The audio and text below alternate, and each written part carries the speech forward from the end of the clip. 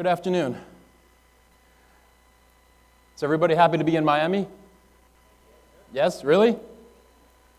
It's hot. Now, I think this is maybe the first time I've ever been in Miami. I'm not quite sure. It's becoming like a bit of a blur to me, but I think it's my first time. So all I know about Miami is what I've seen on TV. Like a lot of people who come to New York, all they know is what they see on TV. So Miami Vice, CSI Miami, that kind of thing. So I didn't really feel like I was in Miami until I got to the hotel and I saw this white Ferrari sitting right outside the hotel. And I'm like, I'm in Miami now. Is that yours, Ricardo? I guess the news business is doing better than we thought. Now, when I heard that Ernesto was going to introduce me, I had to prepare myself because I did not know what he was going to say. I know sort of what his entertainment preferences are, so I didn't know what he was going to say when he introduced me. So I prepared something specifically for Ernesto, and I have a question for all of you to kick this off. A little quiz. What is the source of all mobile technology? Does anybody have a guess or an answer? Anybody know? Just shout it out. What's that? Spectrum. Anybody else? You can talk. It's fine. I'll repeat what you say. Anybody? No? What's that? Gibson. Okay, so William Gibson, right? Okay. All right. Popular answers I've heard are feet. Might be a source of mobile tech. Yes? Trunking? Well, the answer I'm going for, and specifically for Ernesto, is from cell phones to tablet computers to Bluetooth headsets. The source of all mobile technology is, of course, Star Trek.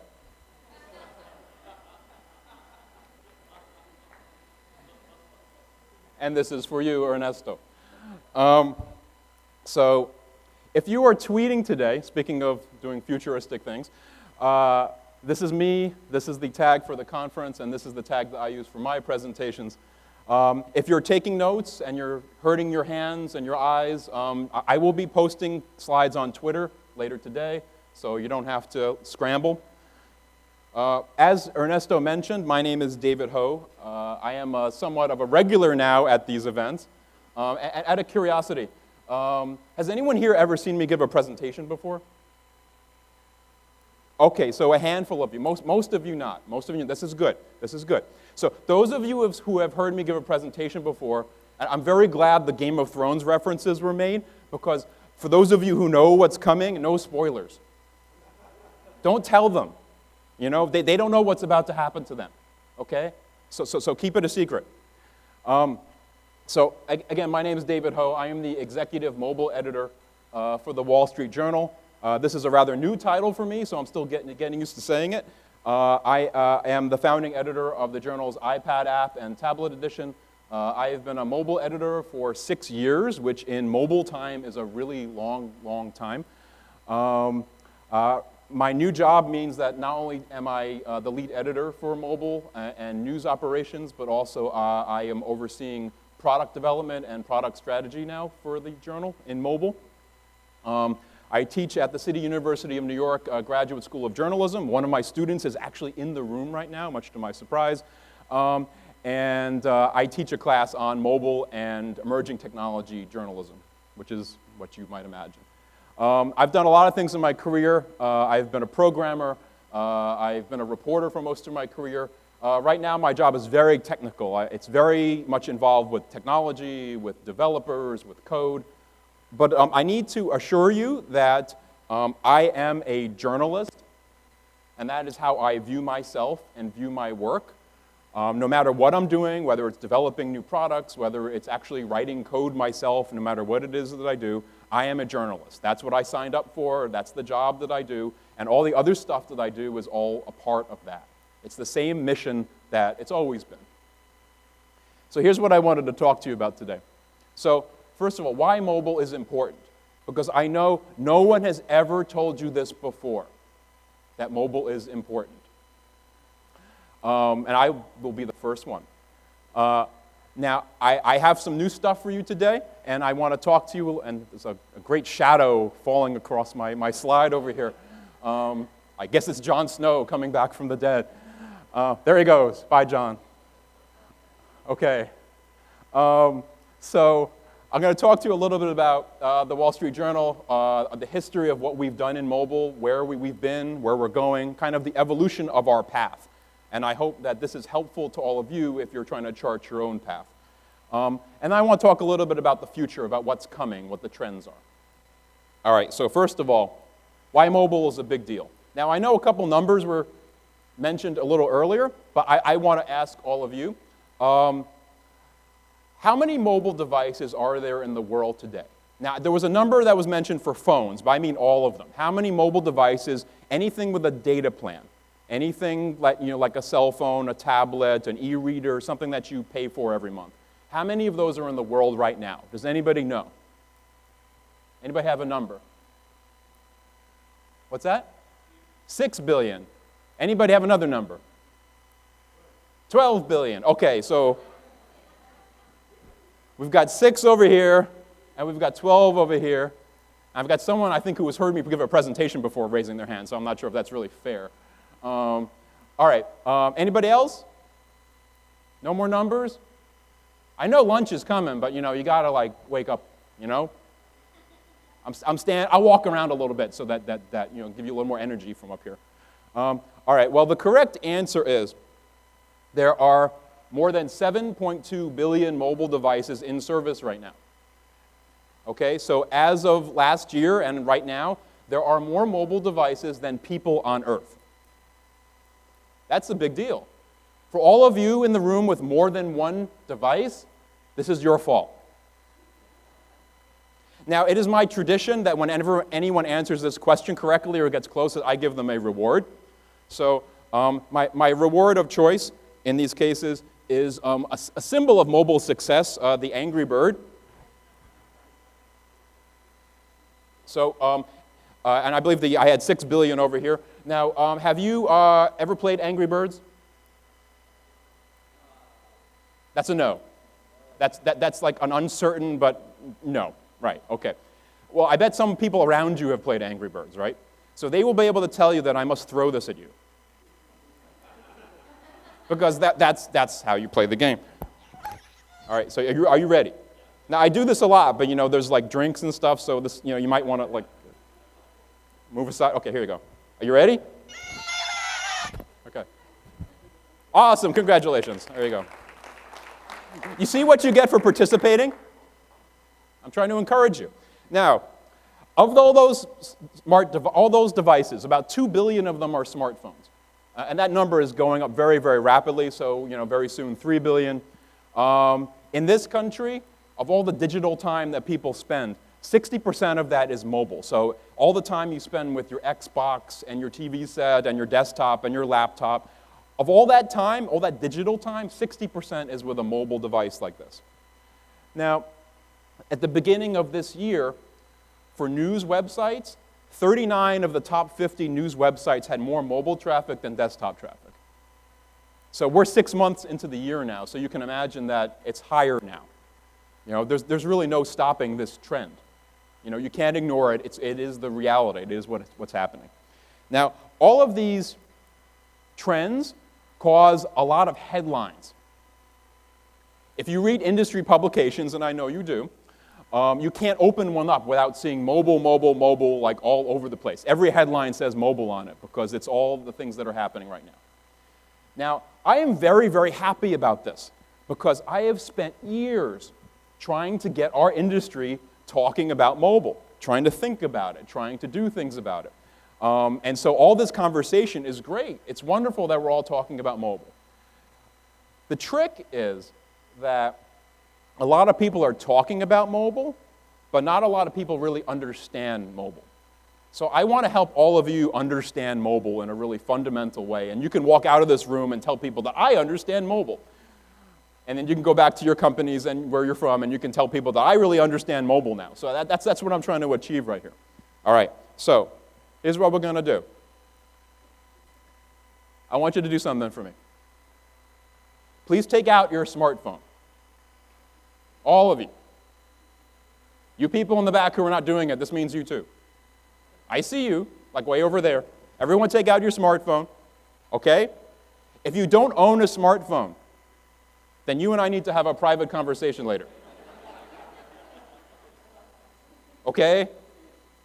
You know, it's kind of like this is the mobile panel, and you have to like show your smartphone at the door before you come in. So everyone take out your smartphone. Okay, now, unlock your smartphone, please. Unlock it. And once you have it unlocked, let me see it. Hold it up. All right? It's all unlocked. Okay, awesome. Keep holding them up. Okay. You guys look great. Hold on. I'm going to take your picture. Hold on a second. Here we go. Here we go. I have a lot of phones, so it's quite possible to do this. Okay, awesome. We can post this on the SIP. SIP website later. There you go. Here we go. Awesome. There you go. Oh, you guys look awesome. Okay, you look like protesters in Hong Kong or something. All right. So, okay, keep those unlocked phones ready. Okay, the unlocked phones are ready. Okay, now, pass your phone to the person on your right. If there's no one on your right, pass it to the person in front of you. Okay, now, okay. You got to trust me. You have to trust me. Okay, deep breaths. Breathe. You got to breathe, okay? It's going to be okay. It'll be okay, all right? Now, does anybody feel a little uncomfortable? Just a little bit. Good. Good. A lot. Okay, I got a lot right here. Now, I'm glad you feel uncomfortable right now. You came all this way to Miami to feel this uncomfortable. Now, I didn't say hand them back. No, not yet. Not yet. I know you want to, but you got to wait. Now, wait until I'm done. It's not that long a panel.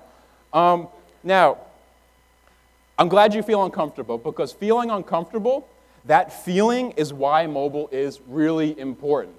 Because that feeling is what it feels like to give your entire life to a stranger. Because we are our phones. Our phones are us. Our phones are our contacts, our family, our friends. Our phones are the work that we do. Our phones are the games that we play, the places we shop. Our phones are all the photos that you haven't organized yet, but you keep meaning to. There's never been a technology this personal, this intimate. And so for those of us in the news business, it's really critical that we get this right. Because when we send news to people's mobile devices, we are sending it directly into their lives. All right? Oh yeah, you can give the phone back now. I hope you're not too traumatized. There's still like days of this conference left. If you're all shaken up now, it could be rough. Someone's not giving it back? What was that? You got to give the phone back, all right? I don't want to be liable for anything up here. All right, now, so I'm going to do something a little different now. We are going to travel in time. Does anyone in here travel in time on a regular basis? All of you? Well, I know you do. We all travel forward in time. Ooh, that's really, very sneaky. Okay. We are all traveling forward in time. Okay, does anyone travel in a different direction in time? Perhaps not. I know Ernesto does. Ernesto travels in time. He's a time traveler. He travels in time on a regular basis. In fact, he uses one of these vehicles when he's traveling in time. It's parked right outside. So we're going to travel in time right here in Miami. And if you've never traveled in time before, and you've seen it in the movies, so everything is going to get very blurry. And you're going to go kind of like wavy like this, because when you travel in time, that's what happens. So we're going to travel in time right now. Here we go. Ready? Hold on to something. Whoa. Okay. Whoa. All right. Welcome to the year 1996. That was a good year. Independence Day, Dolly the Sheep, Bob Dole, eBay. So in 1996, a lot of things happened, but including the Wall Street Journal launched its website in 1996, and it appeared on devices like this one. And I had a laptop just like this one, believe it or not. I still have it, and it still works. Not very well, but it works. In 1996, this is kind of what passed for mobile news technology. Mobile news on a digital device. A lot has changed since then. You may have noticed. I sure hell hope you have noticed, because if you haven't, then we have a lot more work to do. So let's go forward in time a little bit, about a decade. Hope you're not getting seasick now. All right, so 2007, the Wall Street Journal comes out with its first mobile website. That was like, what, 8 years ago? And then our first app on the BlackBerry. Anybody still have a BlackBerry, by the way? Anybody in the room? Wow, no one. Oh, one, two, three. Okay, so you're the ones. Okay. You're holding up that whole company right now. You three people, that's right. Right there. Now, so we had our BlackBerry app in like 2008. We went on the Kindle right around the same time. Does anyone remember the very brief period of time when e-readers were the future of news? For like a couple of years there, it was all about e-readers, and that seemed to go away very, very quickly. And then there was like a bunch of other stuff. The iPhone app came out, some other platforms. And then 2010. 2010 was a big year because the iPad came out. And at the Wall Street Journal, there was this top secret project. You know, the powers that be at News Corp and Dow Jones, it's not a secret anymore, so I can talk about it without getting arrested or something. So the powers that be at the Wall Street Journal and News Corp, they decided to lock 6 people in a windowless room for 6 weeks. And they told those people, you must build us an iPad app in 6 weeks. Now, I was one of those people, and like you, I'm still feeling a little traumatized from the experience of being locked in that room for 6 weeks. I can still smell the whiteboard markers, at night, I wake up. And we did it. In 6 weeks, we created an app. We took it from concept to launch in 6 weeks. It was an amazing experience. And right after that happened, there was this explosion. You like the explosion? There was this explosion of activity where we had a whole family of apps that happened, different platforms, different devices, different content. Some of these apps are still with us. Some of them have gone away. But it was this period of great experimentation. And we've learned a lot from it. We've refined. We've had multiple generations of mobile products now. So we've come along. Imagine that's like a really big touch screens kind of going by like that. Now we have articles that are specifically tailored. Their format is tailored for mobile devices. We have interactive graphics that work across different device sizes. Push alerts, different design treatments, video, all these different things that we're doing across mobile devices.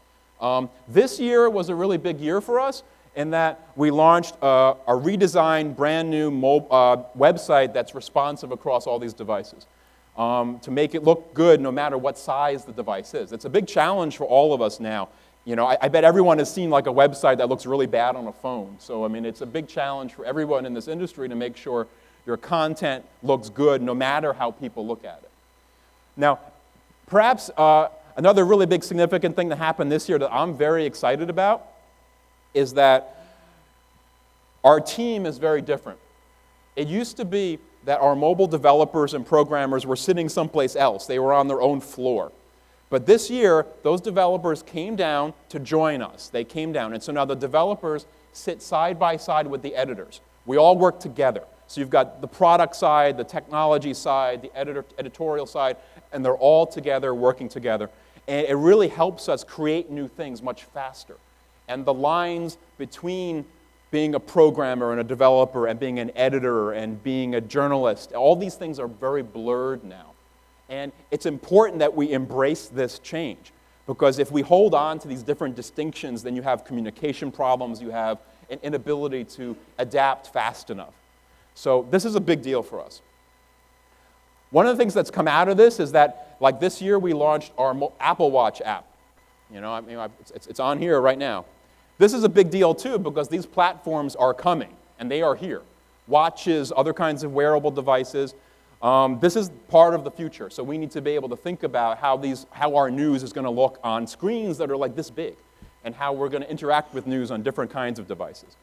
We're very much interested in things that are happening next, like augmented reality, like virtual reality. We launched this graphic not too long ago. You may have seen it.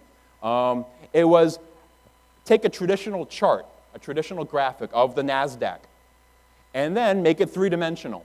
And then let people go inside of it and let them ride it. Because this is a virtual reality graphic. And this thing this guy here is wearing is called Google Cardboard, which you may have heard about. A piece of cardboard you can buy for about $5 and turn it into a virtual reality headset. You slip your phone into it like this, and then you can see things as you move your head around. This allows you to kind of ride the NASDAQ market like it's a roller coaster. You can actually ride it up and down as the index goes up and down. So this kind of experience is really just the beginning of immersive journalism news experiences where you can bring people into an event. 360 video, virtual reality, all these things are trends that are happening right now. So what is the future of journalism and news? Well, you know what? It's very easy to make predictions. It's very easy. And in my opinion, it's actually not that hard to accurately predict the future. It can be done. If you understand the trends of technology, if you understand something about probability, if you understand human nature, you can actually know what's going to happen next. The real big challenge is doing something about it. Because we can all know what's coming, but to actually change the way we work and to change the way our organizations work, that's hard. To overcome the inertia of the past, the inertia of how we do things and how we've always done things. For news organizations, this is especially hard because we've done things a certain way for a long time. And we have to sort of stop that and start doing something else, but still hold on to the things that are important to us. So overcoming this is what the key is. It's not about technology, really. It's about will. It's about having the will to change. Now, these are some of the things that are happening right now as far as the things that are changing that we need to embrace. Mobile. Mobile is, if it's not already for you, it is becoming the dominant platform. This is not a question. This is happening right now. It's not even a debate. Not anymore. Mobile data, the most of it happens via apps. And apps are really important because, you're not looking at a website on your watch. All these other devices are all app-driven. So understanding how native app works and how that interacts with your news, that's important. What a homepage is changing rather radically because on mobile, people generally don't go to homepages anymore. On a mobile device, the article is sort of the key element of the news experience. People go directly to articles via search, via social, via Facebook, that kind of thing. People skip over homepages. Tech companies are very interested in this thing called deep linking, which is where apps talk to other apps. So you skip the web entirely and you just go back and forth between apps. So an ecosystem of apps all talking to each other. You can see this kind of thing happening now with like Facebook instant articles, with what's happening with Apple News. There are these platforms that are emerging for news beyond the web. Now, technology overall is becoming more personal. If you're still shaken up by the whole sharing phone thing, now you know how personal your technology is. But it's getting even more so. The technology knows your behavior and understands and anticipates you before you even know what you want. That's what's happening. It's learning your habits. It's learning about you. And the way we interact with that technology is changing very rapidly too. Voice recognition, voice control. This is a big deal right now. This is a very hot area. It's developing and improving very, very quickly, controlling things with your voice. All these wearable devices are, voice controlled in a lot of ways. Gesture control. I won't make too many gestures up here. I've already made enough. I don't want to make any rude gestures. But gesture control is really important because, just being able to move your hands around and, very Minority Report and the like, move things around, that's coming too. Now, it was mentioned the Internet of Things. If you don't know what the Internet of Things is, this is basically when your toaster knows more about your cholesterol than you do. This is when every device that you interact with in your life, or even things that aren't devices, like tables and mirrors and things, are smart. They all have chips and sensors, and they all interact with each other. This is happening right now. It's not like a dream. This is like being rolled out as we speak. And wearables, too. That's an important thing, too. Now, I have one final thought for you on this, in that we're talking a lot about technology. There's a lot of things changing. And my job is very much about technology too. But it's about more than that. And the work that we do is about more than the technology. Because we can have all the gadgets in the world, and it doesn't mean anything unless we do good things with them. Because it's not about the technology. The technology is meaningless, without the humanity that gives it purpose. It's all about what we do with it. And this is especially true as journalists, as news people. Because, we all started doing this for a reason. And no matter what the gadgets are, we're still journalists, and we're still trying to get news to people, and we're still trying to serve an audience and serve a greater purpose than ourselves. So I urge you to keep in mind that as we move forward and all this change comes down, to hold on to the missions and the beliefs and the things that got you into this business in the first place, because that's sort of like will keep us moving down the right path. And this is what I remember doing my job every day. And that's all I've got for you right now. And I'm going to be on the panel, and we'll take some questions. But thank you very much.